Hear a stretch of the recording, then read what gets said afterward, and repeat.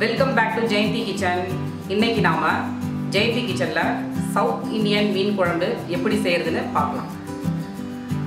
தேவையான பொருட்கள் 1/2 கிலோ வவ்வால் மீன், மஞ்சள் உப்பு தடவி இருக்கு, 1/4 கிலோ சாம்பார் வெங்காயம், 1/4 கிலோ நாட்டு தக்காளி, தேவையான அளவு உப்பு, நல்லெண்ணெய், கடுகு, இஞ்சி விழுது, பச்சை மிளகாய், கருவேப்பிலை, தனியாத்தூள், புளி, மிளகாய் தூள், கொத்தமல்லி, வெந்தயம், தேங்காய் பால் தேவையான அளவு.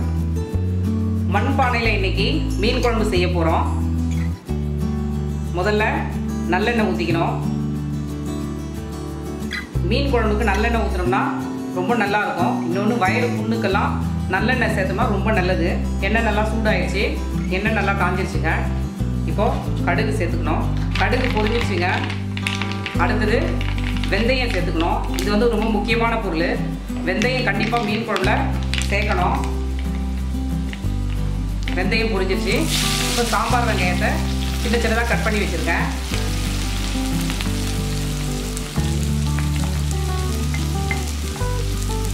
சாம்பார் வெங்காயம் நல்லா வதங்கணும். சாம்பார் வெங்காயம் நல்லா வதங்கிருச்சுங்க. அடுத்தது பச்சை மிளகாய் சேர்த்துக்கணும்.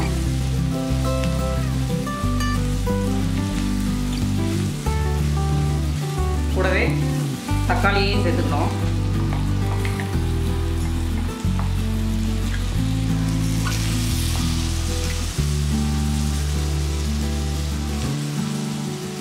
உப்பு போட்டோம்னா தக்காளி வெங்காயம் வந்து சீக்கிரமாக நல்லா வதங்கும். பொதுவாகவே சட்டியில் மீன் குழம்பு வச்சோம்னா தண்ணீரை வந்து அதிகமாக அது அப்சர்வ் பண்ணும். இப்போ தக்காளி வெங்காயம் நல்லா வதங்கிட்டேங்க. சட்டி வந்து சுட்ட மண்ணால் செஞ்சதுனால அதில் எந்த பொருள் செஞ்சாலும் சீக்கிரமாக கெடாது. தக்காளி வெங்காயம் நல்லா வதங்கியிருக்கு. இப்போது இஞ்சி அரைச்சி வச்சுருக்கோம், அந்த இஞ்சியை சேர்த்துக்கணும்.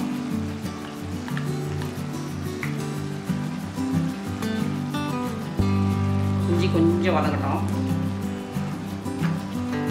ஹைஜீனிக்குன்னு பார்த்தீங்கன்னா சட்டி வாஷ் பண்ணுறது ரொம்ப ஈஸிங்க. இப்போ அடுத்தது கருவேப்பிலை சேர்த்துக்கலாம்.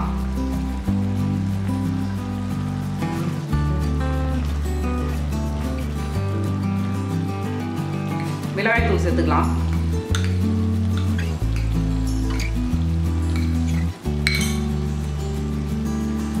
அடுத்தது தனியா தூள் சேர்த்துக்கணும்.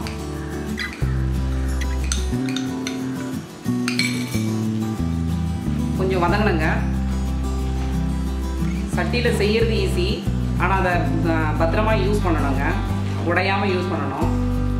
நம்ம சட்டியில் செய்கிறதுக்கும் பாத்திரத்தில் செய்கிறதுக்கும் பார்த்தீங்கன்னா ரொம்ப வித்தியாசம் இருக்கும். இதில் செஞ்சோம்னா ரொம்ப டேஸ்ட் அதிகமாக இருக்கும். மிளகாத்தூளும் தனியாத்தூளும் நல்லா வதங்கிடுச்சுங்க. அடுத்தது புளி சேர்த்துக்கணும். புளி வந்து நல்லா ஃபில்டர் பண்ணி வச்சுருக்கேன்.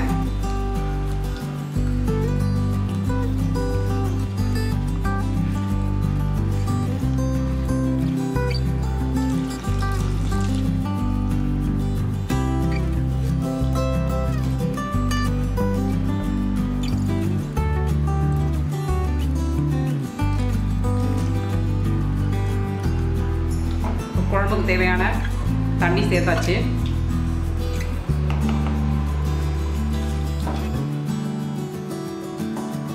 இப்போ இன்னும் கொஞ்சம் உப்பு சேர்த்துக்கலாம்.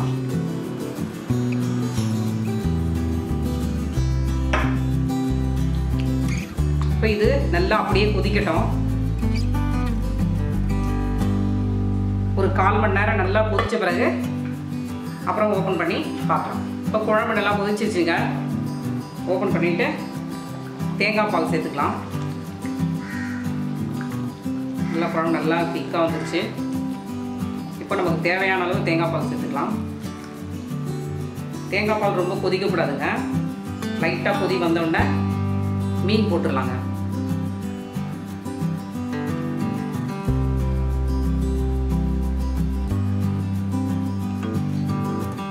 இயற்கையான மண்ணால் சட்டி செஞ்சதால் அதில் இருக்கிற நுண்ணுயிரிகள் பார்த்தீங்கன்னா உடம்புக்கு ரொம்ப நல்லதுங்க.